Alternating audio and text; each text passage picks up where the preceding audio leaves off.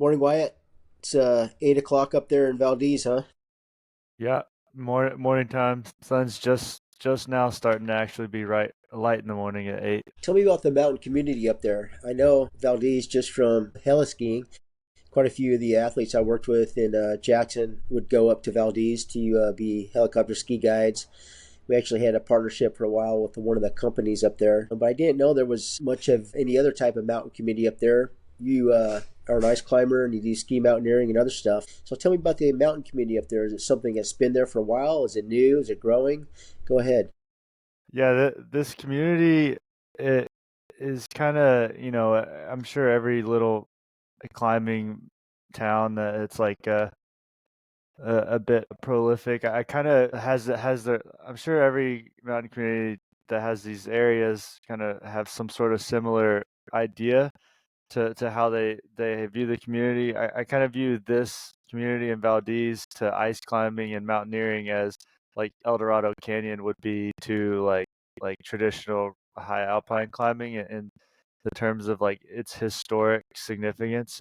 There's a lot of people that came through here and were doing old school mountaineering techniques as like modern day climbing like came into the scene, and it kind of met. And this is like prior to the what I would call like the fast and light mountaineering. Like there was people here that were like making their own gear, like welding some washers on like rebar and stuff, using it to like put in cracks, and whatever they could really come up with to climb stuff. And so that was all happening back in the 70s, and there was a group of old ski guides and people who were just uh, for Alaska significance. They were pretty prolific for Alaska, and they all kind of um, like Valdez was like their hub, Yeah, and like John Krakauer writes about it in one of his books, um, Eiger Dreams, about ice climbing in Valdez, and I think he depicts it pretty well with what the experience is like being here. Like the community is, you know, there's 3,000 people in this town, and there's about 15 people, 15 of us who like actually live here year round that are, I would consider like bigger climbers and mountaineers. Uh, um, it's kind of small in the terms of like people who live here, but the people that it attracts and everyone that's coming in yearly for Valdez, there's always big name climbers coming in, and professional athletes. Yeah, there's people coming from Anchorage coming just to Valdez for the climbing scene. And they've been doing that for years. I can't remember. I spent 3 years in Juneau in the Coast Guard and traveled all over the state. Never made it to Valdez. I made it all the way out to Attu and up to Nome, north of Nome actually, and into the interior and the Toke, Fairbanks, all that stuff. But for some reason, skipped over Valdez. Made it to Homer, Kodiak a bunch of times, all the Aleutian chain. Skipped over Valdez. There is a highway from Valdez to Anchorage, if I remember right. Am I correct? Correct. Yeah, it's about 5 hours in the wintertime from Anchorage to Valdez. So you do have that. Is there a mountaineering store in Valdez? Is it big enough to support its own store, like a gear shop? Yeah, it's kind of a catch-all gear shop, but if you need something, you can get it relatively easy. They have a good climbing section, and they cater to the climbers. I'm sure that's not uh, their justification for being in business, but they definitely keep things in stock for us. So you need some. Can you buy like black diamond tools in there and ice screws, or do you have to send away for ice screws? You can get ice screws, carabiners, ropes, like any hardware. You need to send away for your tools though. Like you can probably find a pair or two for sale there, like occasionally, but for the most part, like it's for like I lost a crampon or cut some slings and need more gear, something like that, or need to buy some webbing. But the tools and stuff they gotta, yeah, they have a few there. You send away for those. What's the access like? The beauty of Jackson is there's really no approach. You start hiking uphill pretty quick. The beauty of ice climbing in Bozeman is it's almost like a crag for ice climbing. Really no little approach. What are the approaches like there? Is it that much access, or is there more to it? So for Keystone Canyon, it's about as cragging that you can get. The highway that goes to Anchorage, it goes right through Keystone Canyon, and there's five pitch water ice five climbs right there in the canyon. I mean, there's even water ice six. Like there's as technical as you really want to get right there, and it's 20 minutes from town.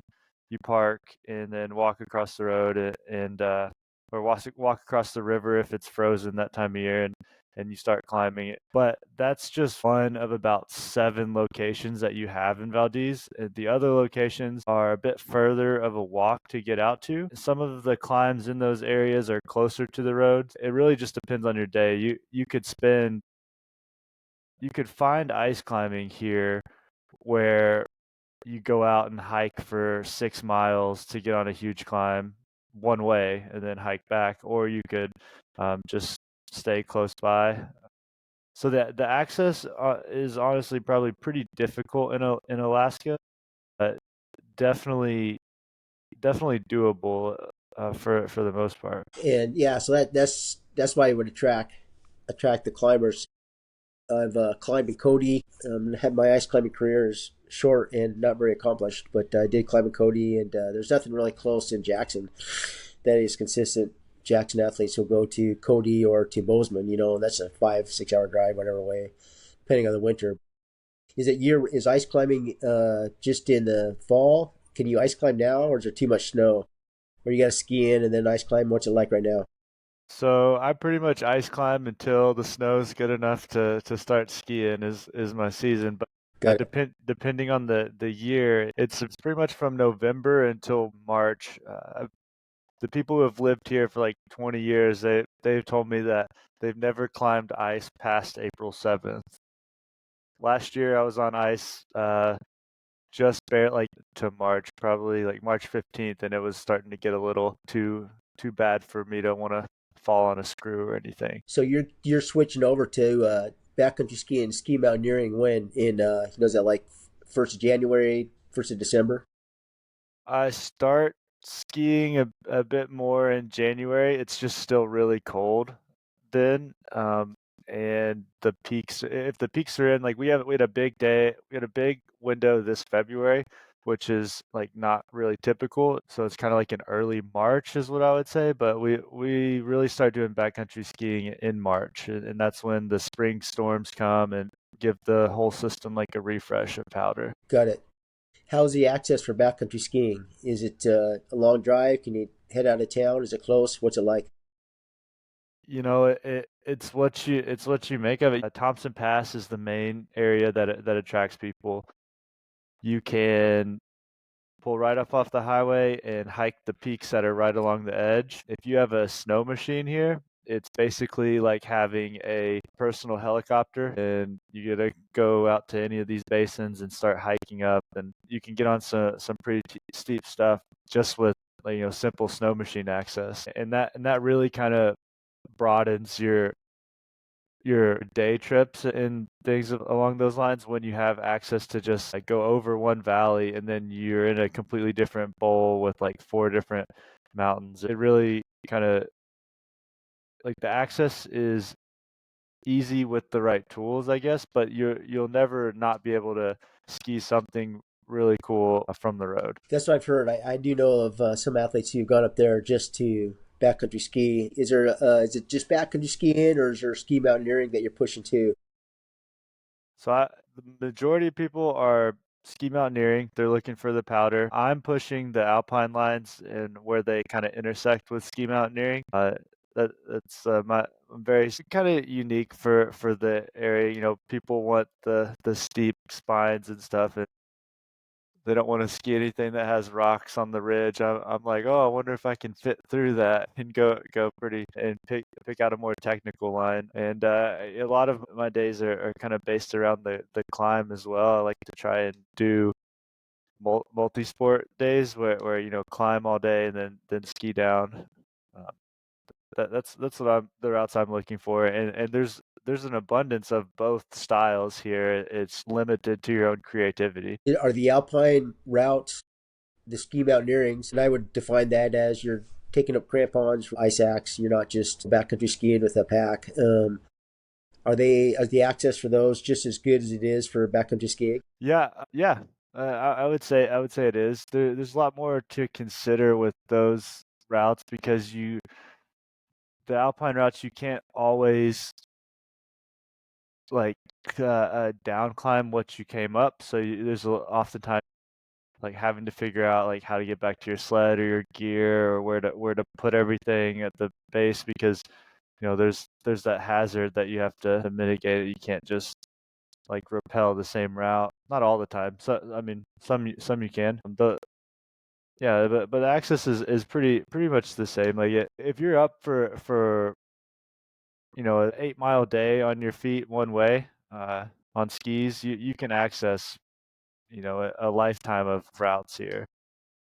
If you get a snow machine, you just increase that to like 4 lifetimes at least. Got it. Yeah. So it sounds like it's not quite as easy access as there in the Tetons, but it's definitely plenty and bigger stuff for sure. I imagine. You said the hardcore group is about 15 of you, and those are the athletes that are ski mountaineering, dry tooling, ice climbing. Yeah. They're regularly coming in, and that's just the people that live here. There's so many others that come into town regularly that are you see them around. They feel like locals because you see them so much. But yeah, Got it right. Now, how long have you been up in Valdez? this is going on my second season here, so this is just over a year and a half. And you're there year round, I assume.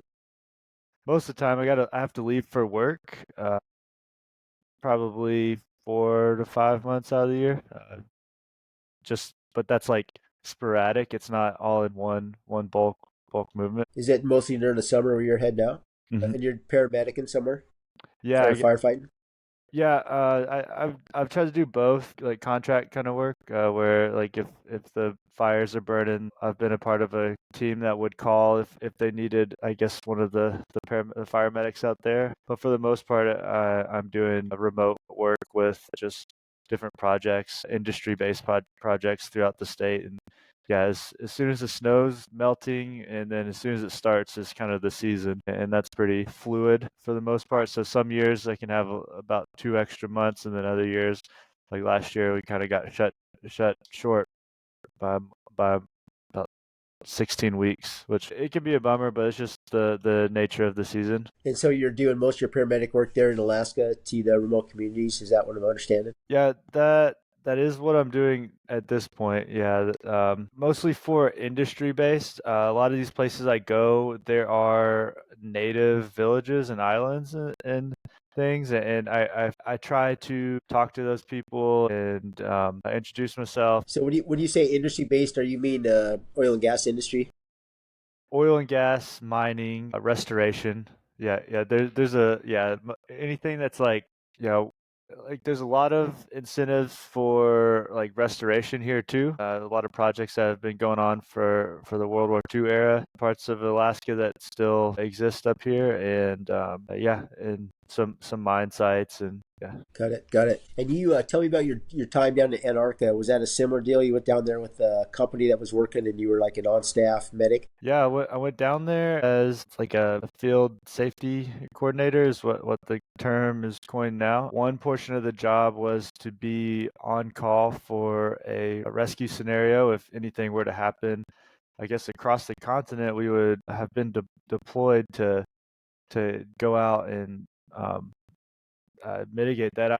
I kind of looked at that part of the role as if there was going to be a plane crash to the South Pole or a helicopter crash or something like that. We were kind of the margin of safety for like the absolute worst case scenario. But we had a variety of tools to get out as fast as we could to the continent, and thankfully we never had anything big because yeah, that would they've kind of figured out their main logistics there. Another part of that job was field safety. So I would go out daily with the scientific teams, and they do research. And my job was to just teach people who are studying glaciers in Florida and make sure that they know how to go be on a glacier and not get frostbite and all the things that you don't learn while you're in Florida. You kind of need to help people adhere to that learning curve that can get them pretty quick. You worked. What was the name of the contractor you worked with? Was it a? It was probably a bigger company. Do you remember the name of the company? Was it like KBR, or was it like one of the big defense industry contractors, or somebody else? It was PAE, and then they sold to another company at the end of it. I guess Amentum would be the secondary company. I'm not. Yeah, that part of the industry I was always confused about. The paychecks kept coming in though. But you were able to take your climbing and skiing gear down there, I understand, and do some of your own trips down there. Yeah, I was able to do that. It was kind of like one of those things that if it was not really like in the rules, but definitely kind of if no one saw it, then it was okay. Mostly icebergs. That was my May. I mean, the closest peak that we were next to is 12,000 feet, and we're coming from sea level. And the work schedule there is six days a week. So for me to figure out a way to do it in 2 days, like calling in sick or something, was just not an option for that peak. I would like to go back for it at some point. It would be pretty cool. It's 11,000 foot prominence right outside of like right from the ocean, and it's quite incredible. But most of my climbing down there, we had snow machines. We'd go out and drive up to them. A pretty easy access when you have a sled. They're frozen in sea ice, and we just kind of pick a iceberg and go see if we could climb it. And so and it's just pure ice. You're just chipping your way up the ice on the iceberg. Then, Yeah. how tall? How tall was the tallest iceberg? I mean, how many feet are we talking?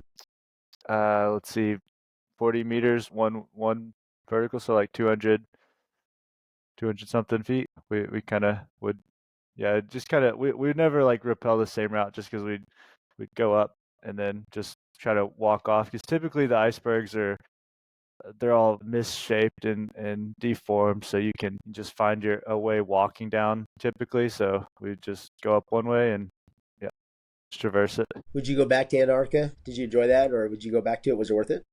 Yeah, I stayed down there 7 months. Some of the most interesting experiences I've ever had happened down there. Yeah, I think I would go back. I don't know if I would want to go back for the full 7 months again, but that was a lot of work for like not really having like some sort of time in between. Like there was like really no weekends down there. I was only working. I had like kind of one day a week to you know like do my own thing, which is okay. I get the logistics are really hard to get down there, and what made me stay was I got to go help a group study penguins at the end of it, and that was really that was so humbling to like get really close to these birds and help catch them, and I'm very thankful for that, just because that was like something that I'd like. There was a moment there, Rob, when like I just like it was so surreal. We were standing on this ice shelf, and there was probably 200 emperor penguins and like 50 small Adelie penguins, and then like two or And, three. and emperor penguins are like 3 feet tall. They're big, right? Yeah, they're like on my knee. Like when I'm like on my knees, they're probably like up to my chin. If they stick their head up, they're taller than me. And I'm 6 foot. Like they're pretty big birds. Like they're like a small dog. Like they weigh 40, 35, 40 pounds when they're full. And there's like 200 of those around, and there's these Adelies, and there's birds flying around, like, and it's so loud. It's like it's incredibly loud with all the bird noises there. Like, and there's like two different types of seals laying there, and then all of a sudden a whale just surfaces right there and goes back down. And I was like, this is the most wild I've ever seen, like nature, and it just reminded me of probably what everything was like prior to, like, the way that we've in, industrialized the earth with all these animals just like living in abundance. Like it had to have been like that because it was just like it was chaotic, like how many animals were around. Tell me about some of the other experiences. You described that when you said there were some other most interesting experiences you had. What are some other stuff? Yeah, I got study when they were studying the seals down there. We I got to help like when they would I don't know like what I'm supposed to tell about what exactly their study was, but for their reasons, but I would help necropsy like the dead seals and stuff. So that was like a an environment where I got to, you know, learn some like pretty intensive anatomy and like biology just like randomly in the middle of a frozen ocean. It was really cool. I was really engaged with that.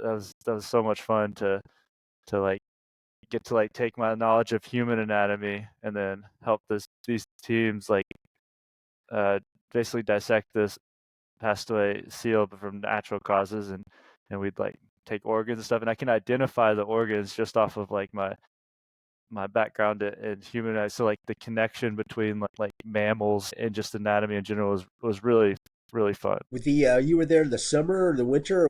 I mean, you either experienced no matter what, all sunlight or all dark. What season were you there? So I got there in what they call wind fly, which is basically winter for them. When you fly in, it's just as the sun is starting to crest over the um the horizon there, because it's of its angle of the Earth's rotation, the sun just so if it's here and Antarctica is like at the bottom, the sun when it comes up, it stays right there, so it just kind of spirals up, and then when it goes winter, it just spirals back down. And so, like for the first part of there was the most beautiful time of year you could ever go there is like at the edge of winter because it's just like right here on the sunrise and sunset, and your sunset's just rotating all day long. So like like your whole world is pink, and that it was so beautiful. That was probably one of the best parts down there. Like it felt like dreamlike because it was so beautiful. What was your quarters like? Did you have your own bunk, your own room, and were you at? I guess you were at a base of some type. Yeah, the quarters were rough. That you put it that way. I mean, I would much rather have had a tent in Antarctica than the situation that we had. And I asked several times if I could just bring a tent and go camping because we had four roommates at one time. I had four roommates, not including myself at one time, just because like people like they come in, they need a room to stay while they're like going to their work location and go to the next. So it's already like a tight, college-sized dorm with two people, and they come in and put like another set of bunk beds. So there's six beds in your room, and you're just like, oh man, this is rough. Like, and people are coming and going. So you kind of live on top of everybody you work with, but you find ways to stay out of the room and find find different places to crash around there. But it's the rooming situation is gotten better because they were doing a lot of construction there, so that has improved for them since then. But we were there, post COVID, everything kind of shut down for projects work wise. So and they had just like uh, demolished one of the dorms, so they had an influx of people and no new dorms built yet, and that was just what we were dealing with. Looking back on your Antarctic experience, is there anything you look back and you say, "I wish I had appreciated it that more. I didn't appreciate it enough when I was there," or "I wish I had done this and I didn't." Anything you look back with regret?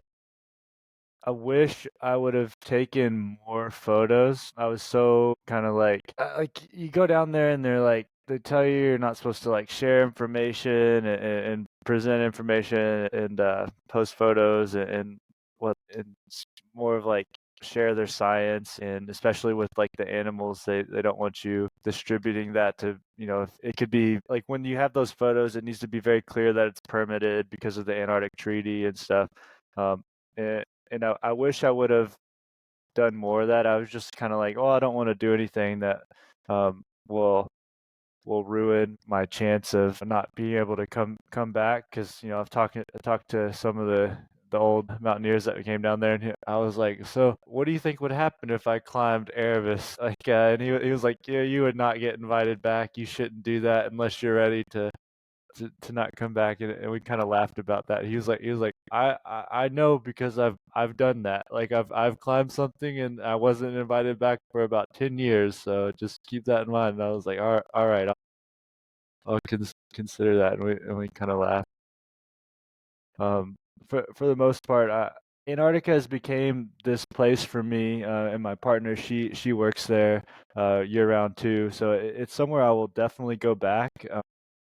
I more so want to go to the Falkland Islands, which is a little bit the South America side, and I want to go through there. And those features and those snow lines, those alpine routes there are pretty much untouched. Like there's probably an expedition a year that goes down there, and yeah, I would love to take some time and go and just let the imagination develop the potential for there, because there's some mountains there that are unlike anything else in the world. Tell me about your Air Force career. Yeah, joined joined at 17. Got selected for the pararescue program. Yeah, I went through a majority of their schools. I went through combat dive school, went through SEER training, went through airborne, went through let's see what a few other stuff in Washington. Yeah, and then I ended up spending the majority of my time in Albuquerque, New Mexico, which is where my paramedic program was. Um, at that time, I just turned 19, freshly 19, and had never thought about even going to college. I was like, yeah, I will go to the military like that. Like my never excelled in high school, and I didn't really even.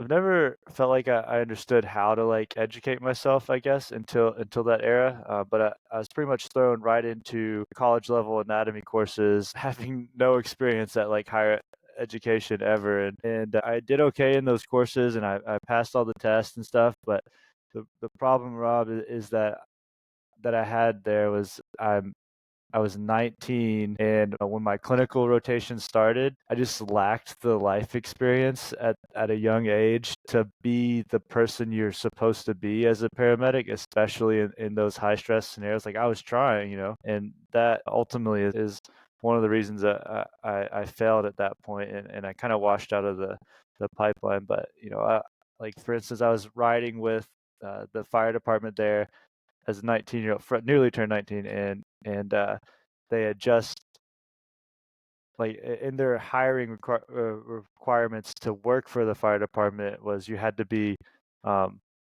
21 years old to even apply to the department.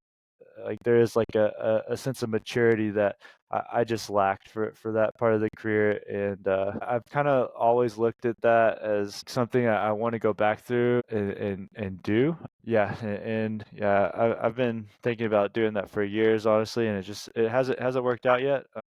But I've passed my paramedic, so it wasn't like an education thing. It was purely a maturity thing for me that ended up getting me to go out. But I still stay in touch with some of those friends and that I met there, and like a lot of them live up here in Alaska, and they're uh, yeah, yeah. I've still gotten. I don't regret the things that happened at a young age, because everything kind of builds and happens for its own way. But I'm pretty thankful for my experiences post basically my failure there in not being able to like rise to like a to be a certain way. Yeah, yeah, definitely learned from that. So you did you go right from boot camp to selection, or what was the process there? Did you have a selection contract when you signed on? Seems young, but go ahead. Yeah, I don't know if they still do it or not, but I passed the initial physical test to be pre-qualified for the um, pararescue selection course. I came from a football background. I played football for like 12 years growing up, and swim on the swim team. Like I was just an athletic kid. got a slot to try out for the selection course, like as a contract post like getting medically cleared. They had to like transition the contract there, but that was, yeah, I got selected, made it through all the physical and the mental hazing, did all of that, and that was, yeah, in my mind, that's the easy part of the pipeline. Once you get through the physical part, now you have to learn everything to do the job, and that's so much more than like I ever expected. Yeah, yeah. I spoke to this has been years ago, but combat controller, and he had moved up the ranks. He was a colonel when I spoke to him. I think he's out now, but he was talking about the pipeline and how it's common to have people go through all the pararescue stuff, get to paramedic stuff, and not make it through that. They're like, well, maybe we should switch it around so they do that after selection, so we kind of know instead of spending all that money on them. But it sounds like yours was a little bit different. But you stayed in that paramedic field. Where did you grow up? Did you grow up back in Georgia, or where did you grow up? Was it back east? Yeah, I grew up in Kentucky, and the paramedic career field is something that I've like. It's probably just spoke to me, like probably due to the way that I was raised a bit. We all have those like preconceived notions from childhood, but like I've always kind of been along the mindset, if I can make an actual difference in somebody's life by like something I can physically do or take a risk in order to change somebody else's, or I've always been one to like want to make those decisions and like volunteer for the, I guess, the dangerous side of aspects, like it in how to like, yeah, just a bit of like compassionate foundation of just like maybe somebody can't help themselves, but like maybe I could be the one that could be there for them, and that's always like spoken to who I am, and pararescue, paramedic, it's all that same mindset in my mind, and there's different like commitments to it, but Did you absolutely. what position did you play in high school football? Did you play both ways, or what was your position? No, I played defense only. They wanted me to play offensive. Well, I was on offense, but it was purely to block. Like they threw me a ball occasionally, but I wanted nothing to do with offense. I was there to be mean. I guess this would be the way to put it. Like I played strong safety on defense, and just really engaged with the sport in like in reading what was happening like on field, from like the perspective in the back, and I could um, kind of like identify like, okay, this is a run, and I can tell like because the tackle moved forward, and then like if like the tight end pulled like which way the run was going, and I liked being able to like think through that, and that was the most engaging part of the sport for me. How big were you in high school? You said you're 6'3" now. No, no, no, no. I'm 6 foot now. Okay. Yeah. Were you that tall in high school? Yeah, I probably grew like four inches in high school or so, like kind of from sophomore to a senior year. I Yeah, I was stronger in high school than I am now, like in the terms of like max like weight. I was always in the gym, like I don't know what it is, like something about being young. I feel like I was able to just stack on insane amounts of strength at like really early. Like I was repping 315 like six at 16 years old, and I haven't done that since, and that's been intentionally because it hurts my back. So So I you were in keep a were you there's that back squat or bench press? back squat. Yeah. Got it. Got it. Yeah, it seems tall. So for safety, I guess I don't know. How did you go to a big high school? Went to a pretty, I guess, like it was the county school, so there's probably like 700 to 800 people in my high school, total throughout the. Got it. We competed with the Lexington schools, which is the inner city area. We live just on the outskirts of that, but they were a lot bigger schools. You were talking about climbing, and a couple of times you mentioned, you know, what you're only limited by your imagination when you go to look at some of these routes. That's interesting. I haven't heard that.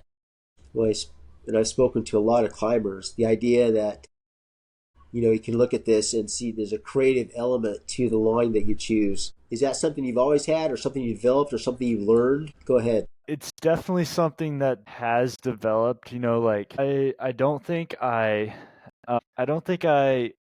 developed it as like the way I look at the mountains, I think I've kind of always had like that sense of creativity, but in the terms of like the scale is what's developed. But I've ever since I've been climbing, like I've always been looking at them like, okay, this is the route. This is A route, B route, C route. Like these are the lines on a piece of paper, right?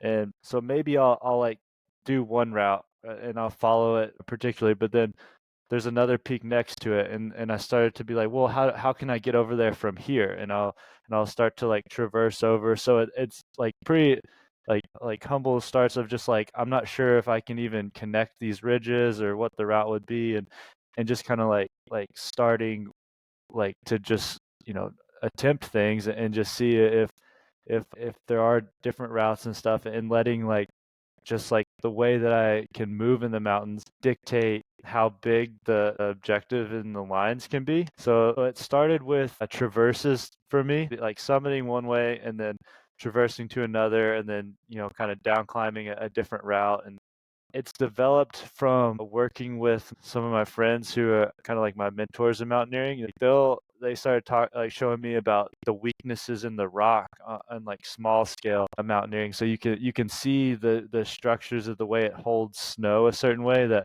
you can kind of like assume that there's a crack or like a feature that you can protect in there, and like maybe even ice in certain conditions, and just like being able to like look and see how like the rock flows like a wave. You can find ways to get into the weakness of the mountain and allowing it to naturally progress you upward.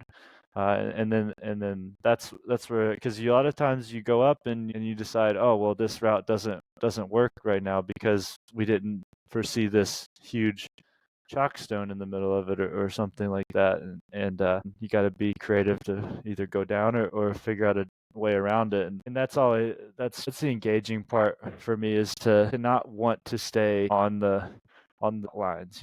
Preferably, and Alaska is a great place for it. I would like to go out there with limited information and choose my own route. It's just I engage more with it, and it feels psychologically and spiritually more, I guess, successful or empowering to be so uncertain, and there's so many uncertainties, and still going despite having like everything planned out, like how much gear you need, how you're gonna get down, like what are you gonna do if the weather changes, like all these things that you're trying to mitigate. The creativity is just empowering when it works out, and you are successful and you were able to challenge yourself. I haven't done a lot of time rock climbing. I don't really like rock climbing. About 5 pitches and exposure gets to me and I start freaking out. But I had one guide that would take me up and make me climb, and she would yell at me when I'd get stuck at climbing a 5-4, and she'd go, puzzle it out, she'd say. And it sounds to me that's what you're talking about, is that intellectual challenge and then the reward and the creativity of puzzling it out. Expand on that idea. Yeah, it's problem solving. I think like a lot of climbing is gonna attract people who like puzzles. And it's like a physical puzzle with your body. And I'm kind of coining that a little bit from some of the readings I've had but I just resonated so well, because it's like, oh, it's totally like I can't climb, like specifically rock climbing. I tend to climb stuff that like is physically too hard, so I have to like puzzle my body.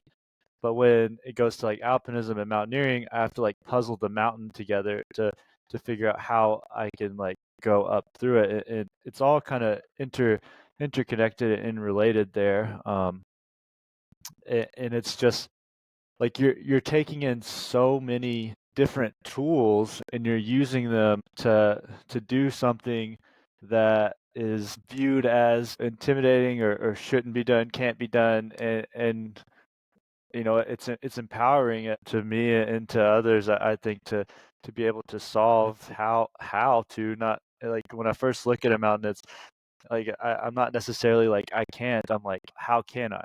That's my first question. Maybe it ends in like I can't do it that way. Like that happens a lot, actually. When you talk about your toolbox, tell me what is in the toolbox: experience, technique, rope system management. anchor, not knowledge. Tell me about the different aspects. You don't need to go into the details, but if I was to say, what are the categories in an alpinist toolbox? What are those categories? First would be uh, like a capacity to experience fear and like uh like a calm state of mind to be able to like expose yourself to a dangerous situation and being calm and developing that because sometimes Rob, like I'm the same way. Like as soon as I get too high, like my legs start shaking a little bit and I have to like deal with that like sense of like fear of Your legs heights and start shaking too, and you start yeah. chicken winging. Yeah, yeah, That's not I really do that. me. Yeah, I do that all the time. I mean, like climbers that don't do that, like I don't know. I need to pick their brain, but like figuring out ways to like to deal with that and keep moving up, and then so I guess just dealing with your own emotion, like your own fears and stuff, and then strength, knowing what you can physically endure. I kind of a lot of climbs are based along daylight hours and stuff, and I kind of view my climbs as like physical hours. Like I have like if everything possibly goes wrong, I have 3 days on the mountain until I like physically can't get myself off anymore, right? Physically, like no food, no water, like that's kind of like the physical limits of like I won't be able to get myself up there. So yeah, I try to go for like timeline windows of daylight, so, but just like building like a physical fortitude, it would be in the toolbox of like knowing how far you can go comfortably and uncomfortably. And then techniques, like with experience, like there's a lot of rope system stuff that you have to learn from just experiencing. Like you get your rope stuck only like 2 times and you're like I'm never doing it that way again, and so you learn like little things that keep the climbing moving and stuff, because if you're constantly getting shut down by your systems of safety, then that's like a huge challenge. Yeah, and then the protection falls in that as well. Like it's never straightforward. Like rock climbing, you can go up and follow the same crack and just like place different sized cams all the way up it. For mountaineering, you're sometimes hammering in pitons and then they pop and you're like, well, that was a bad spot, and then you're finding like a different nut placement and you're like just kind of trying to figure out a way to do things. I mean, you're mitigating snow too. You have to like dig snow anchors and figure out a way to protect like places that have no rock on it. And yeah, and then skill of climb like actual climbing technique and then actual skiing technique. That's another toolbox thing that you need to develop to like, because it's not going to be that ski resort line that you come down and it's straightforward. It's typically icy and an avalanche path and a rock that's buried that you might clip. And that's very regular. So of all those categories of tools, which is your weakest? Oh yeah, I think I try and develop my mental aspects the most. I think that's what I and then obviously the gym is another one. I'm always trying to uh, physic physically improve myself. I'd say for the most part, when I fail, it's not it's because I like didn't I wasn't either physically prepared for the route that I chose, or I thought too highly of my physical abilities of the route. Like, well, I guess that's kind of the same thing. What am I trying to say? I guess You didn't mention in the categories you mentioned physical fortitude, the ability to endure. You didn't mention fitness. They kind of go together, but I'm sure I've done this. I've been in a situation with somebody who was much more fit than me. You probably saw this at pararescue selection, right? Somebody who was really fit who just didn't who quit. So fitness is part of it, but physical fortitude is something different, or is it? I think they're definitely connected. I don't think when you're so if you're not physically fit enough to endure, that'll make you fail or quit. But also at the same time, if you're physically fit enough to endure, but your mental state is not there, you'll also quit. So they're interconnected there. So I when you think describe you need to work on your mental state as your weakness, what is that? Is it your fortitude? Is it your what is a weakness? I guess becoming I guess uh, being honest with myself, like in timelines, like thinking I can maintain a certain pace and and and not maintaining that pace. Like I'll shoot for very tight like climbing timelines and I physically just won't be able, like if I want to do 1,000 foot an hour on the vertical and end up doing 800 feet an hour, that kind of like changes the entirety of the day and in the long run. So that would be my weakness, would be like being honest with my timelines with myself and how much I need to rest and things, because I have my ideals that I want to make, and they're like the goals and stuff, but like if I don't meet those regularly. So What would be the category of the tools that is your strongest?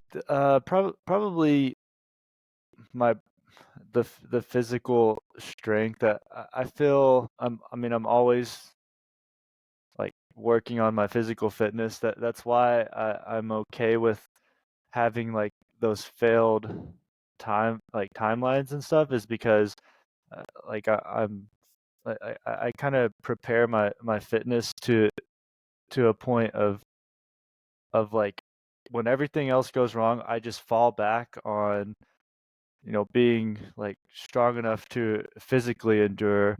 Essentially, like it helps the whole picture when like that, like that's my base, is being able to know for a fact that like I can still run 10 miles, like run 10 miles a level of exertion without any food for 24 hours. I know physically I can do that. Like I've done stuff like that, like kind of like physically, like trying to develop that sense of like when I have nothing, like what am I capable of?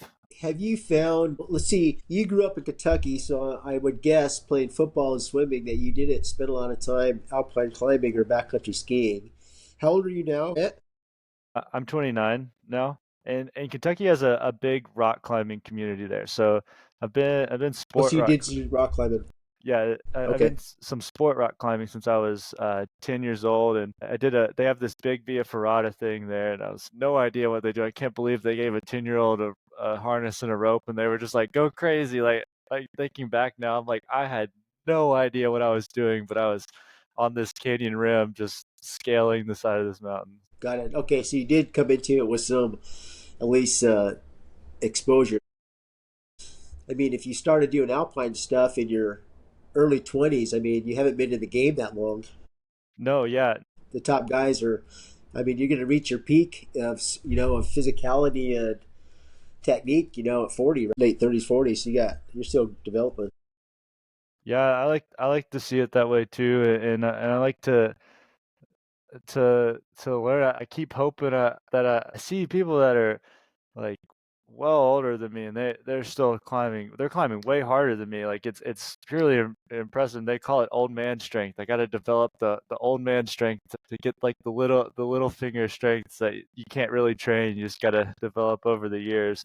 I'm hoping to keep progressing. You've done a little bit of guiding. Do you like guiding? I like guiding in the right scenario. I don't. A lot of guiding can be doing the standard route, hiking some people up like generic trail systems that are like you're very much following a GPX track. I'm more so engaged with guiding, like like I kind of viewed the scientific teams as guiding, because we'd go out on the sea ice and it's dynamic, it's cracking, moving apart, and that we'd have to like find routes, and we'd be driving like heavy machinery out there, so we'd have to like figure out how to not like sink the equipment, and if the ice does break apart, and how to not end up like Shackleton or floating out to the sea, and so that was Right, right.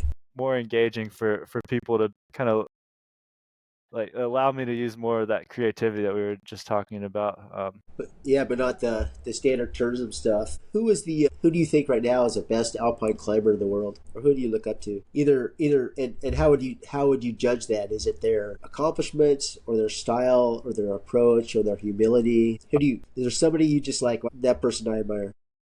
Yeah, I'd say my friend August Franzen. He he uh he's climbing some big routes. He just did a huge route in Pakistan.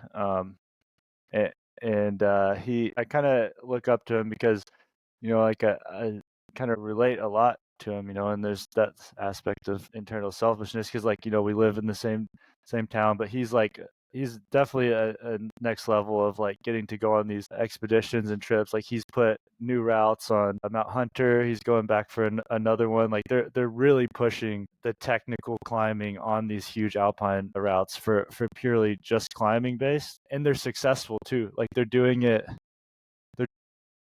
in without accepting uncertain risks. Like they're coming back, like so they're not coming back with like too many like close calls and stuff. They're not just like fast and loose. They're fast and precise, and yeah, I think I do admire the way that he goes about it. And he's younger than me. He's like he's really getting after it, and he's been developing that skill for years. That's interesting. You said fast and precise, not taking the risk. Would it be stupid to die climbing?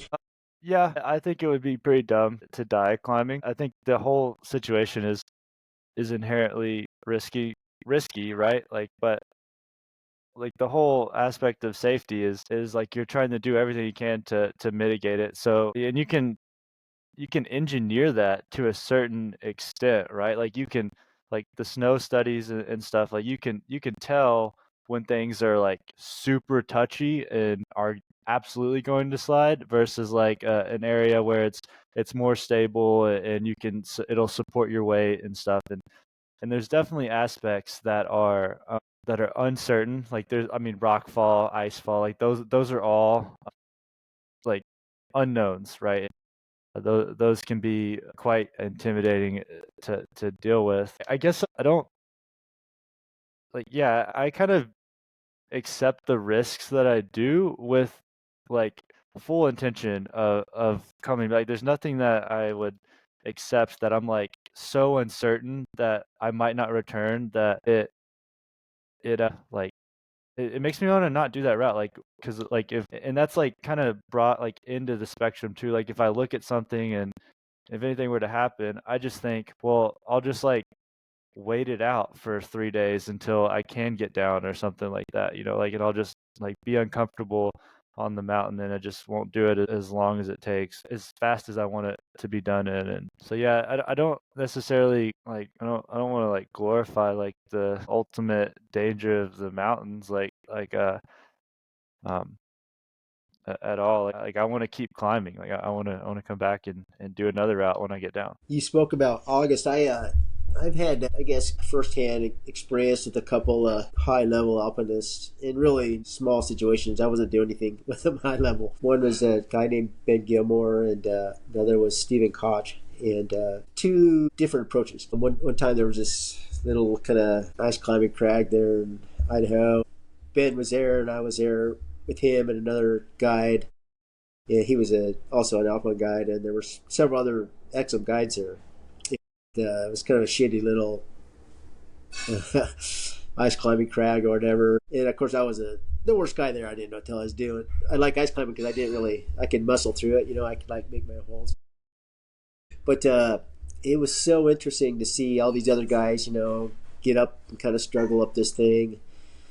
And Ben just went up there like a cougar. It was amazing to see how efficient he was and how he moved, and to look and see other guides, just go, wow. It was clear that this guy was on another level of technique, and his movement was so smooth, right? It was just amazing how smooth he was. And then I did a ice climbing trip with Stephen Koch, and he was not smooth. He like physically overpowered, the route. There was a couple other guides who kind of gave up on it, and Koch just physically overpowered it. I mean, he was just so determined and so fit. It was really amazing to see these two guys at, relatively high levels and see how different they were and how their approach was. When you describe August, is he more like Ben or more like Koch, or a little bit of both? He's a little bit of both. Like his technique is so strong. Like the way that he'll like he like mixed climbing specifically. Watching him do that, he'll he's super overpowering, like the small, little, tiny micro holds.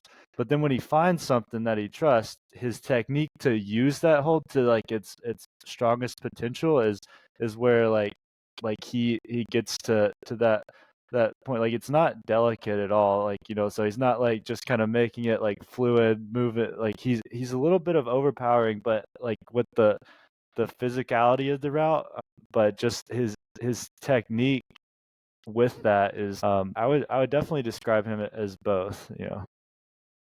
A bit of both. What are you? Where do you lean in that spectrum?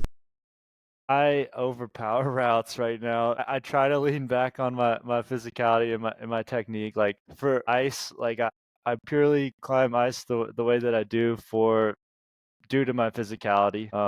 And like I'm able to just like hold on for long periods of time, no matter how steep it is. And if I can't get a screw in, I'll just hold on a little bit longer and climb up till I can. And like I don't, yeah, I'm developing the technique. You know, like that's my thing that I'm working on is trying to figure out the correct feet placement and stuff. You know, people are always like, use your feet, and I'll just like gorilla hang from my tools and just like do a pull up and like, well, that was way easier just to do that.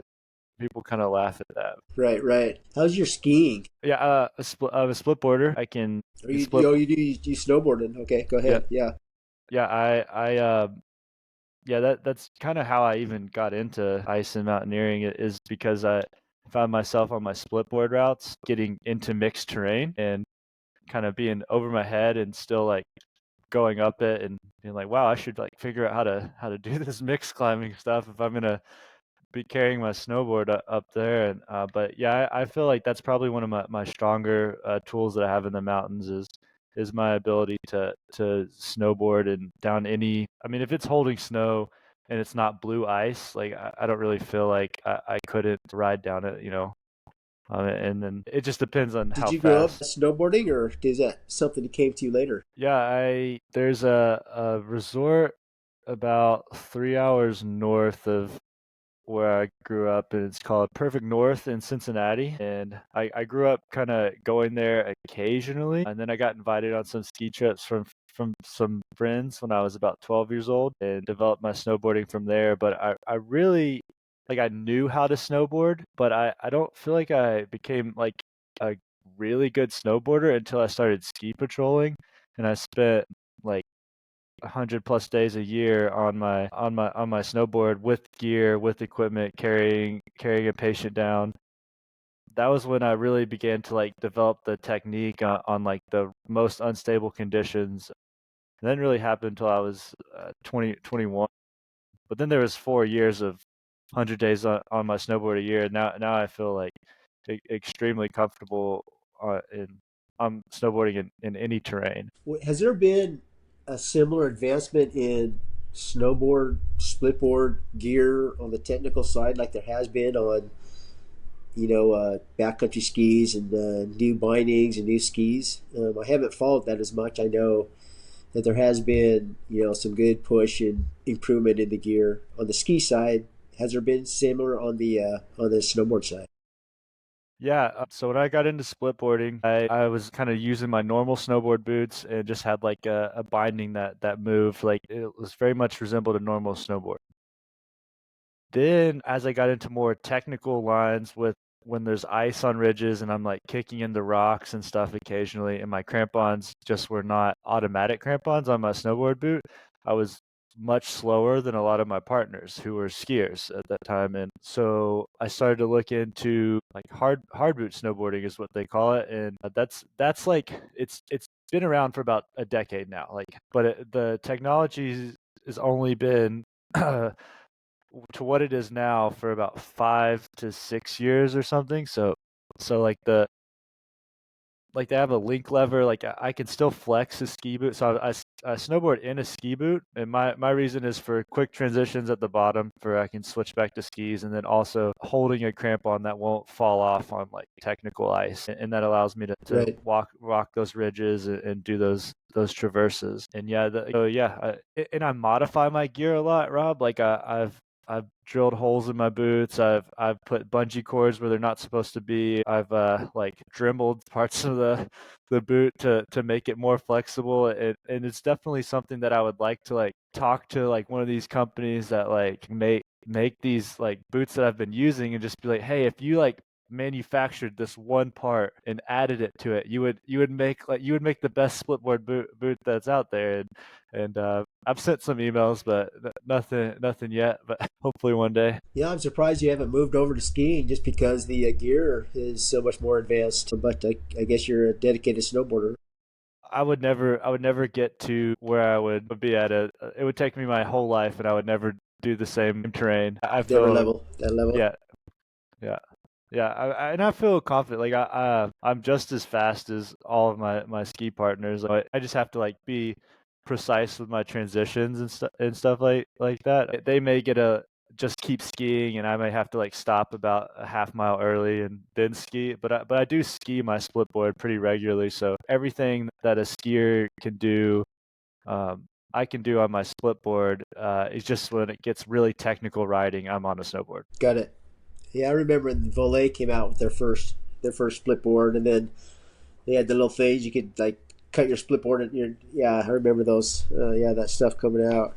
It was interesting. I look at you sent in your list of your favorite gear, and you had that Hyperlight Mountain Gear Dyneema shell. And I was like, I never heard of a Dyneema shell, and I see they don't make it anymore. Do you still use you must still have it. I mean, if you're still using it, Yeah, how's it held up for you?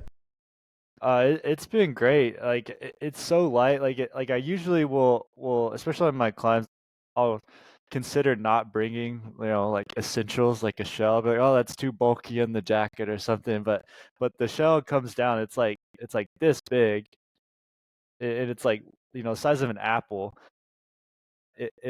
It's I think I did the weight from my last shell. It's like less than a pound, and it's completely waterproof. So it's also my bivy as well. Like so if I'm stuck out there, that thing is completely windproof, completely waterproof. I can dig a snow cave and just ride it out in that thing. And it's just like such a safety margin. I can't like honestly go without it. Like it's the one piece of to gear that just like is always rotating between my packs. Yeah, because I've seen the use of that fabric. At first, I saw it in packs with Hyperlight, and then I've seen it. I have a teepee for hunting that I use. It is made out of that stuff. I don't think it breathes very well, but it is, like you said, totally waterproof, totally windproof, and very strong. And I was surprised that there wasn't more jackets made out of it. But I see they don't make that one anymore.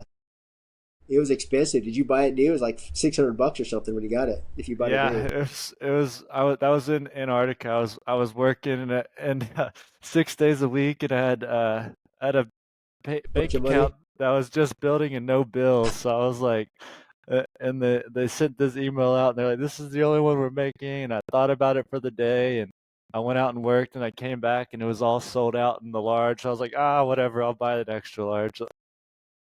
Yeah, I'm pretty thankful of it too. I don't know what hell I'd be using it if I hadn't have done that. And it's funny, my girlfriend, she was like, I can't believe you just like paid this much for this jacket. And I was like, well, I basically live outside, so it's kind of like a house that I can take with me. And I kind of laugh Yeah, at it, like, yeah, yeah, yeah. Is there any piece of gear that was promoted and everybody had great reviews you tried just turned out to be shit or it didn't work for you? Can you think of anything in your alpine climbing stuff? yeah, I guess mostly with like layering and socks and stuff would be the thing that I've been most disappointed with, like when a sock is just like not warm enough to be what I think it's rated to. You know what?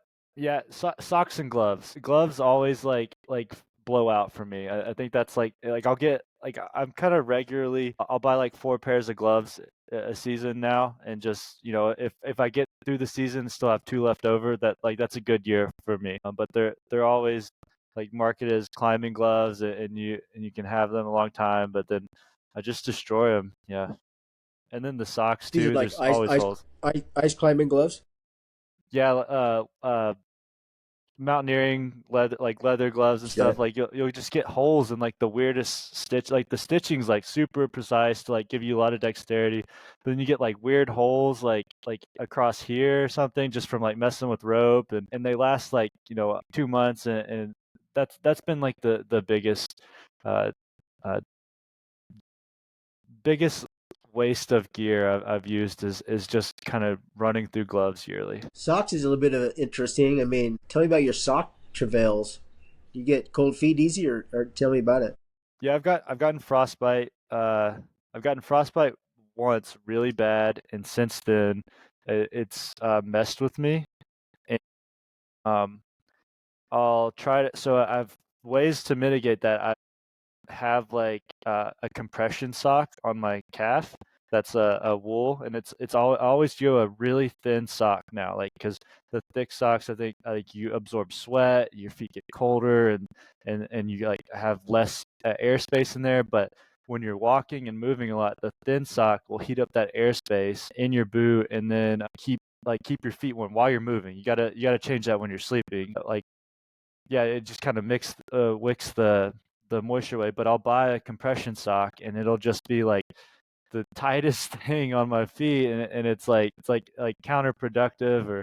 Or I'll spend money on a ski sock or something. It's supposed to have like compression, and I'll wear through the back heel of it in one tour. So I'm just punching huge holes in the wrong spots on them. So yeah, I haven't really found a solution for that. I just buy more socks. 5 more socks. All right, let's go through our lightning round questions. You ready? Yeah, let's do it. Okay. What resume mountain accomplishment that you have down to you're most proud of? Probably the peak we did in India. We only got up to the goal of it, but there's a lot of factors there that were like in like question. Is like a 5,000 foot like vertical climb on snow from like, and it's like 668 from base camp, and then everyone started getting like a little altitude sick, so like the group kind of like kind of separated a bit, and we continued up and got up to this huge cornice, and like it was like kind of borderline pushing the line of like acclimatization and being able to like go higher into the mountains for me, and that was pretty successful. For me, like nobody else has been there, and we were skiing stuff that was like the steepest snow could hang on at. Is yeah, and that was a really big trip for me, just learning how to do those big mountains, and sticking my neck out a bit and getting some guidance and learning how to do that, and that was pretty great. Did you enjoy that whole experience of the trip planning? You're probably over there for 3 weeks or something, putting it all together, all the logistics and the cultural stuff. Was that part of the experience that you enjoyed, or would you wish you could just get in there and friggin' just start climbing? I honestly thought I was just gonna show up and start climbing. And I like learned a lot from that mentality of doing that. Um I you bring when you go to those places, even though it's like a climbing hub, you bring all of your gear. You can't get anything that you think you can get there. You come prepared, even with your food and stuff. Like you show up like ready to rock on the mountain, and you supplement as you can, because that was a huge hurdle for me to one, figure out how to even get from place to place, like with buses and stuff, and they don't speak English really there, and that was quite the challenge, just trying to figure out all of that. I even failed trying to go to Nepal and do something, like, and had to completely bail on it because I couldn't figure it out like efficiently. Is there a if do you aspire to climb the Himalaya or Pakistan, or you just want to hang out and learn all you can in Alaska? Do you, or Yeah, both? both. There's some projects in Alaska that I've been looking at. I failed at last year. We just backed off of. Uh, this season right now, I have some things I want to work on for this spring, but I definitely want to um, progress to some of the larger mountains again. I think I was quite frankly like over my head a little bit, and I think Alaska is a great training ground because you do get these these peaks that are winter conditions up here all the time, and which is like 8,000-meter summits type of condition. Like there's only the weather can only get so bad, and once you're like trained for that, like you'll feel pretty confident in attempting in good windows and stuff. And I mean, Alaska's are mountains are comparable to like the largest peaks in the world. Like they're cold and technical, depending on your choice. It's just you don't have the aspect of elevation. Definitely, definitely would like to progress towards things that are like a little uncharted. Would be more of my like end goal. Like I do want to go back like down to Antarctica for a climbing expedition. Like that would be my ultimate like trip expedition. I've been putting in for the American Alpine Journal grants for a few years in a row now, trying to make that happen. And there's a lot of things you can do there in the same trip. You know, you could do a vertical alpine climb, and you can do like ski mountaineering objectives. You can do ice climbing and like on icebergs. Like there's so many ways to go through those islands. Which of the mountain resume items are you least proud of? I think the yeah I'd say I'm least proud of my trip into the I don't want to say anything that's gonna like upset anybody, but like one of my expeditions, the dynamics just didn't click, and we did get a first ascent on something, and like I'm super each of us like it was a gnarly mountain. There, like we each of us had like a small crevasse fall. Like there was crevasses all the way up the entire mountain. Like it was like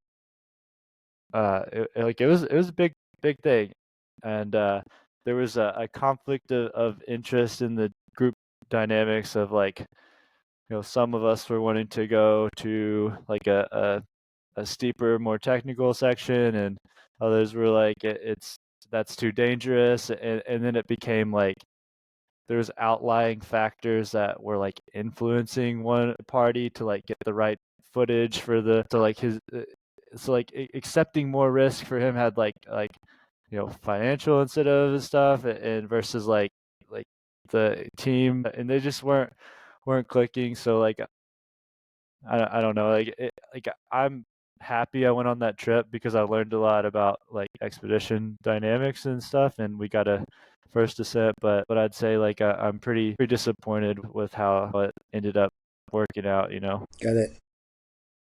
What's your favorite mountain adventure? So this doesn't need to be something that is badass, but you just did it and you're like, that was awesome. Yeah, powder lapping this area called the Books in Alaska.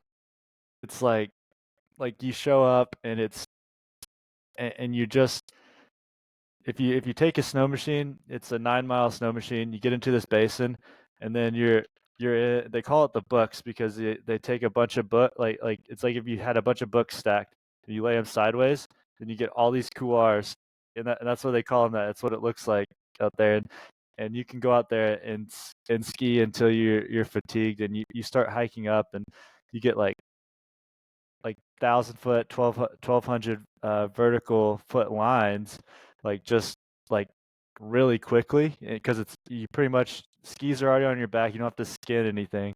You just like it feels like you get off the chairlift for a. It feels like you get off a chairlift a ski resort, and you have the hike to terrain. It's like an entire bowl like that, and you can do it all day until you're physically exhausted. We already went over your favorite piece of gear.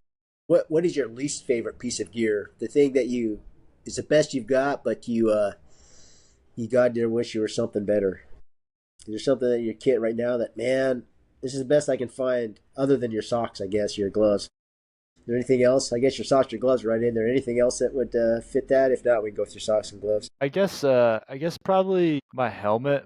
Like there's still very much like climbing helmet grades. Like like I could get like the heaviest like concussion proof helmet and whatnot, and it's just but really they're like if you look into their specs, they're rated for like top down impact only. So it's kind of like I'm like this thing is almost dumb to bring, but like I bring it because I don't know, I don't want to get hit with a rock or a piece of ice, and I would like to see like a lightweight climbing helmet, like still, I don't know, maybe I'm asking too much. Like a carbon fiber helmet that like has a little bit more concussion incentive involved in it as well, to where like a frontal impact or like an occipital impact would be um, protected as well. Because right now it's just like a foam hit you on the top, you'll make it. Right, right, yeah. Would you rather ski a new technical line or reattempt something that shut you down before? Reattempt something that shut me down before. I think it's a process, and um, yeah, you go back like stronger, and like I think the adversity adds to it as well. You have this other factor of like what you did last time and how you learned from it, and I'd rather go back for a successful trip the next time. But then I'm also looking for like new technical lines all the time, but they quite possibly could be the same thing. Right. What's your most dangerous mountain mistake? Something that you did and you're like, oh shit, I just got away with something. Yeah, I got hit by an avalanche on an ice climb. Like like we yeah, like were yeah, we were I was with my girlfriend, and we were climbing up this four pitch water ice four. It's pretty easy. We're just kind of like beating the dust off from traveling, and we're taking her up some climb, and it was so windy that day, and it kind of saw some sloughing like around, and was just kind of like, oh, it's just slough, like it's no big deal. And then, like I'm I'm getting up there, and I like really honestly never like record like my climbs and stuff. Like you do the top of this second pitch, which is like the technical section, and I just happened to like go off to the climber's left side and find an alder versus the ice. I was like, yeah, I don't even know why I made that decision. I was just like, oh, those alders look good. I'll go over there. And so she gets up there, and like my hair, like my back of my neck, I just start like getting this anxiety, and I'm like we have to go, like we need to like leave, like I internally, like I'm like freaking out, like something it's like I can like it's like the wind was like screaming like something changed, and like I'd kind of been thinking we were like getting away with it a little bit, but we're on a vertical ice climbing, so like you kind of like the avalanche hazard is relative to where you are on the route, right? And so I was like, we need to like leave right now, I think, and I'm already thinking we got away with something at that point, and then the wind slab up high releases, and like like we got hit by at least a D2, like, which I mean it isn't super like impact heavy, but definitely we're on a climbing line, so and we're up high, like it could have knocked us to the bottom if our rope would have blew from the anchor, and like I just remember like holding on, and she was in a lower position, which on the ATC I was like lowering her off my harness, so she's no longer in like a top rope position where like she'll self lock if anything happens. I'm like she's only being held on by me on the brake strand, and so she's like right in the gut of this avalanche, and I'm like kind of getting brushed by the side of it, like it's barely going over me, like not like kind of barely. I get like not even a third of what she got, but it was like totally getting hit by this massive slide, and I could feel the bricks of the wind slab like pelting the rope and her, and it was just like I could feel the rumble strips of it, and it was yeah. Yeah, today I still just like I have problems like thinking back on that, like just because we got honestly super lucky. Yeah, one place you'd never go back to. Oh, wait, but before you answer that, did you get your ass chewed after that by your girlfriend? Or was she so scared that. Was she injured? She wasn't injured. We were pretty emotionally shot from that. Like it was like like pretty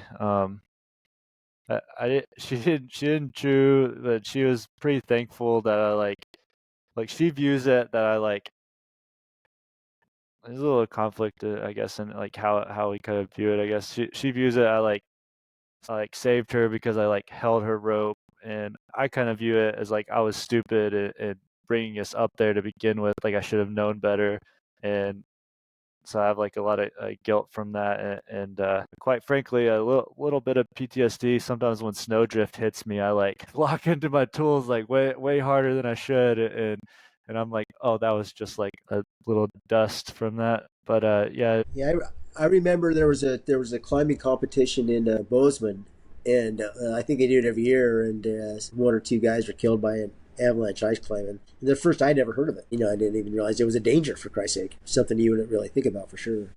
no, It's yeah, not like you yeah, could do a snowpack test, right? not up above because it's they're all like releases that that are like natural triggered, like you don't, or they're triggered from below. It's just like you don't think about it as much reading, I guess, the Colorado avalanche statistics. I don't know if it was just for their state or for the entire US.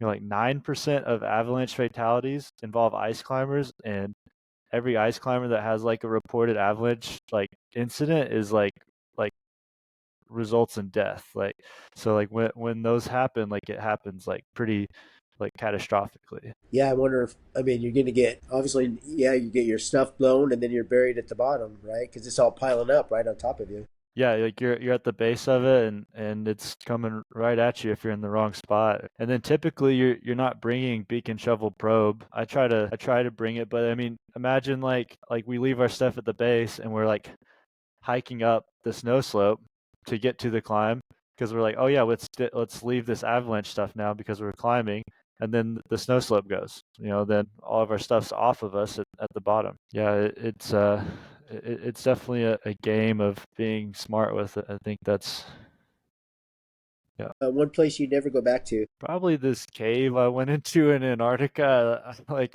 they had this like glacier tongue that would float, and I would kind of like traverse back through these ice caves, and it's kind of like not vertical ice climbing, but like lateral ice climbing, and I would be back there like squeezing my way through stuff, and then it would open up into a big chamber, and then you're in there, and then all of a sudden the cave goes and like you hear the whole thing like shift a little bit, and you're like in this ice cave, and little pieces of ice fall off, and you're like, oh, I'm about to get smushed like a bug, like I should not be in here. And that would be like the ones on the outside, yeah, those felt okay, but like I went into some that I definitely like, okay, not coming back here again. Most scared you've ever been to the mountains. Yeah, I got when I got rescued on in New Zealand.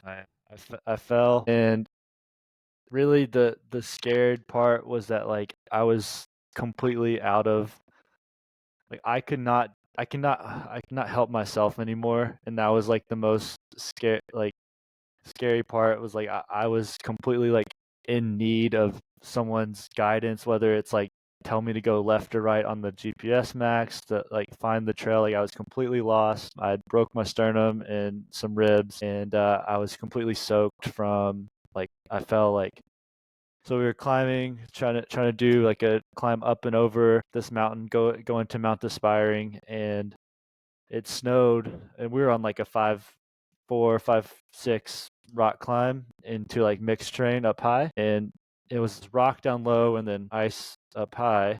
Then it snowed 30 centimeters on us overnight. So we had to do like a bivvy in a cave, and we were just getting hammered by the winds and stuff. So I tried to find a different snow cave while I was trying to figure out what route to take down, where we can rappel from, because we couldn't do big rappels. We only had like a 35-meter like mountaineering climbing rope, or 35. We had a 60-meter rope, but it was a 35-meter like rappels, for the rappels we could do.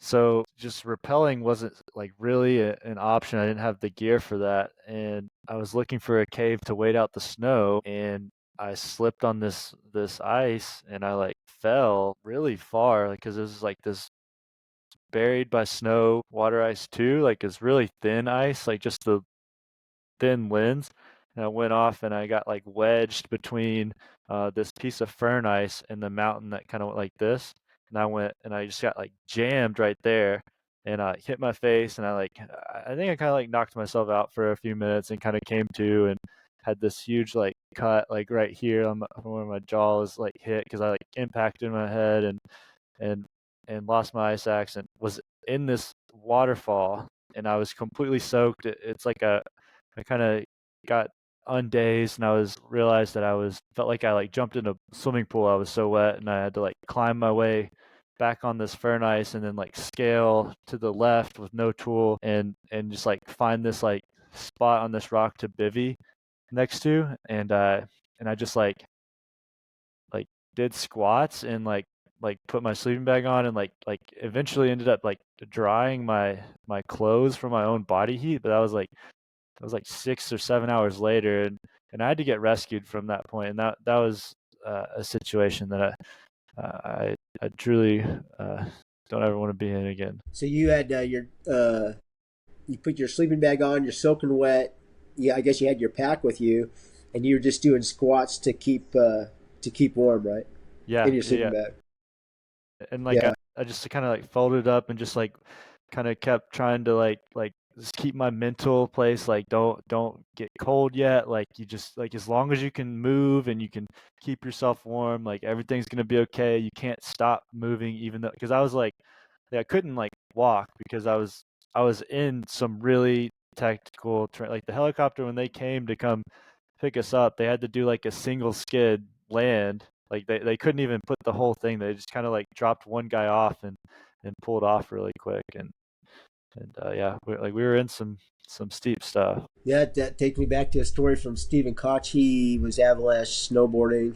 He was alone, and he was buried. He broke something, his legs, or I can't remember what it was, but he couldn't move, and he had to spend the night. And he said the only thing he could think to do to stay warm because he couldn't move was just breathe hard. And so he did that all night long and just was able to stay warm enough, breathing hard to survive the next day. And they found him eventually. So and it also reminds me of there was another case in the Tetons. A guided client fell through on the way back down from the Tetons with a couple guides. I think they told him to stay or something. He moved, and I think it was in the spring or something. The water was underneath, and he fell through the snow into the water. And got stuck down there, and he died of hypothermia before they could get him out. It was so cold, the water. It was really tragic. Let's see. Worst job you can imagine. Worst job I can imagine. Auditing people for taxes. I don't know, like calling people, tell them they owe the government more money. That sounds like you'd probably get some pretty hateful responses from people. I don't know. That's kind of a joke. I just like to help people a bit, but yeah, I don't know. I think anything that is those type of jobs where like negatively impactful on people's lives, I would dislike. A dream job. Dream job would be getting to travel and somehow interact with the different cultures and their nature and stuff, and somehow tying that into like getting through the mountains. I think would be like a pretty interesting job.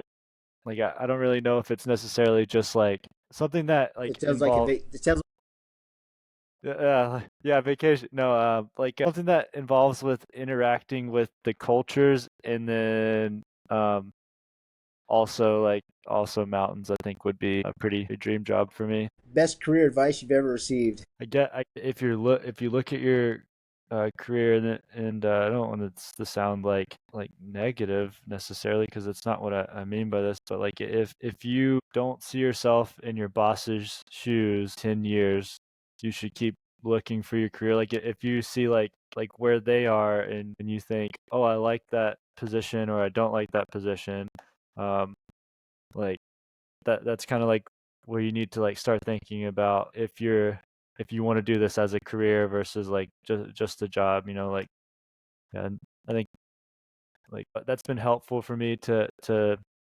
try these different contracts and these different jobs and go through them and say, yeah, this is for me or this works well for my life or doesn't and not that like people have it wrong per se, but it's just like different personalities, right? Like what works best with with me is that is kind of what I'm after. I don't know if I've found it uh, necessarily yet, but yeah, I mean I like what I do.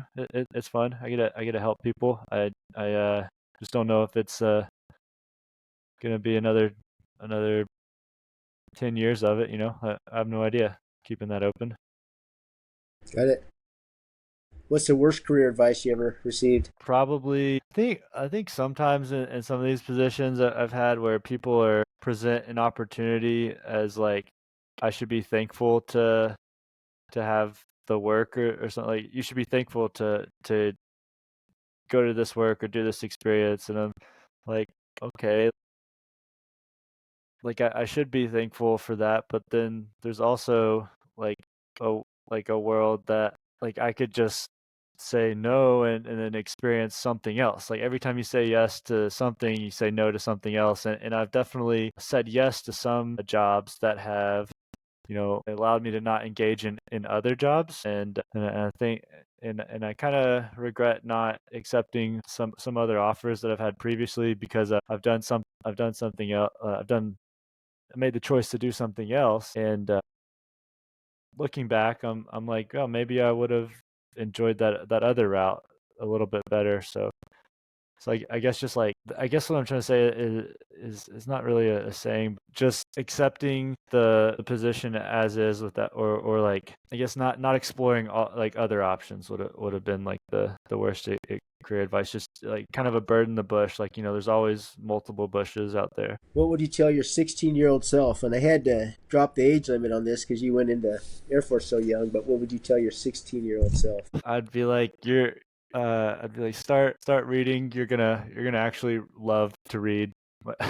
Develop it earlier. Trust me, dude. Be the first thing. And I would tell them you're gonna need a way to deal with the emotions you come up outside of being physical. You can't just like you can't just go for a run when you want to deal with yourself and get into that mental state and handle it that way. You got to have an outlet. You got to have a community to talk through things that you will be bothered by. Speaking of reading, if you were what mountaineering alpinist books have you read that you recommend or that you come back to or remember? They're not all the same. Some are better than the others, but which ones do you like? All right, that's in my library. That's going to be there. Yeah, the I think one of the first things I thought of, it's not necessarily a mountaineering book, but it has a lot of references to climbing in it, is The State of Flow.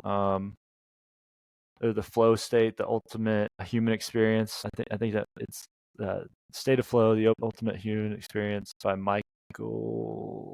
Oh, I can't pronounce his last name, but it talks about engaging in what you're doing so intimately that you're focused on your task at hand so precisely in what you're doing that like everything else just kind of like dissipates, so you're no longer like have this like internal like past and future thoughts, like you're just in the present. And like that's very like Buddhist, right? Like being in the present is kind of like that state of flow, but it kind of breaks it down in the form of like activities, which I thought was extremely helpful in explaining to myself why I actually enjoy climbing and doing the things that I do love to do, like reading and running, all the things that like I engage in, even sailing. They talk about sailing in there, like something that you like engage so intensely in that you're just present, and it's just a really powerful book to to help engage in that mentality that you need when climbing, like like how you can, because when I start getting that shaky leg that we were talking about earlier, like I'm not in flow state yet. Like that's like I'm still thinking about like, oh, I'm gonna fall, like what happens, like I'm gonna get hurt and stuff.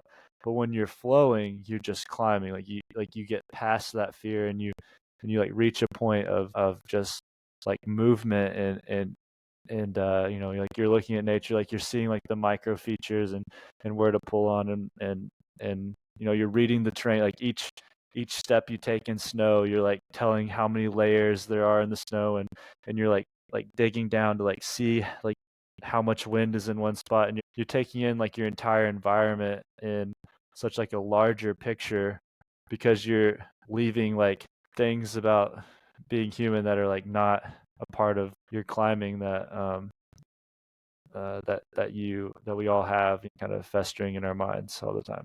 Have you been able to experience that doing anything else? Oh yeah, yeah, yeah.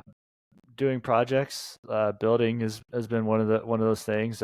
Where very specific procedures I do medically.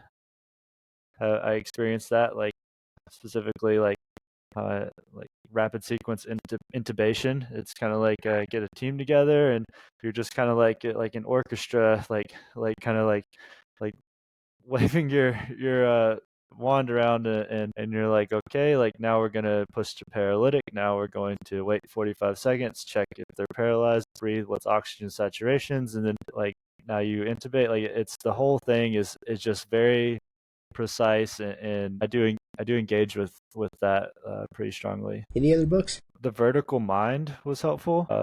Um, Talks about techniques of like how to deal with your like your fear of heights and stuff, and like challenging yourself in like micro features, and like being able to like create like a foundation of like why you're scared, and like understanding that. That was helpful because it has like I guess like the drills to do, which was nice. Those are like the climbing ones that come up. Let's see. Yeah, the I mean the training books definitely. I wouldn't necessarily say I fall back on them too. Like training for the uphill athlete, like is definitely a good read in there at least at one point, just to like kind of give yourself a foundation and reference back to. But I wouldn't say I like read it like regularly like that. What are you reading right now? There's something you're reading right now, or you're just finished? You liked, or can you Yeah, recommend any book that you've read recently that you like? This is a good book. Didn't have to yeah, be mountaineering related.